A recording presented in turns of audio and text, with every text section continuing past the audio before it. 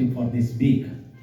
ഈ ആഴ്ചയിൽ വേണ്ടിയുള്ള tip, And our children, they are getting ready for final examination. നമ്മുടെ കുഞ്ഞുങ്ങളൊക്കെയും തന്നെ അവസാന വാർഷിക പരീക്ഷയ്ക്ക് വേണ്ടി ഒരുങ്ങുന്നവല്ലോ. Lot of things to study. അനേക വിഷയങ്ങൾ പഠിപ്പാൻ അവർക്കുണ്ട്. And they are feel extreme pressure അവർക്ക് അധികം സമ്മർദ്ദത്തിലൂടെ കടന്നു പോകുന്നു. to do many things. അനേക കാര്യങ്ങൾ ചെയ്യുവാൻ, To study lot of things. അനേക കാര്യങ്ങൾ പഠിപ്പാൻ, Do one thing at a time.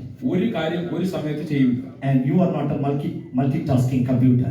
നിങ്ങൾ കമ്പ്യൂട്ടറിനെ പോലെ പലതും ഒരു സമയത്ത് ചെയ്യുവാൻ കഴിവുള്ളവരല്ലോ. And you don't have that grace.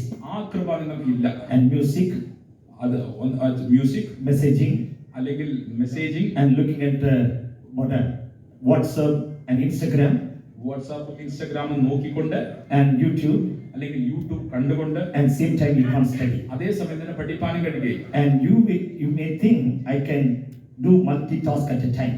നിങ്ങൾ ഇങ്ങനെ ചെയ്തേക്കാം, അനേക കാര്യങ്ങൾ എനിക്ക് ഒരുമിച്ച് ചെയ്യുവാൻ കഴിയുമെന്ന്. But then you won't reach anywhere. അവസാനത്തിൽ നോക്കിയാൽ എവിടെയും എത്തുകയില്ല. And but if you do one thing at a time, എന്നാൽ ഒരു കാര്യം ഒരു സമയത്ത് ചെയ്യുന്നുവെങ്കിൽ, and you can do many things.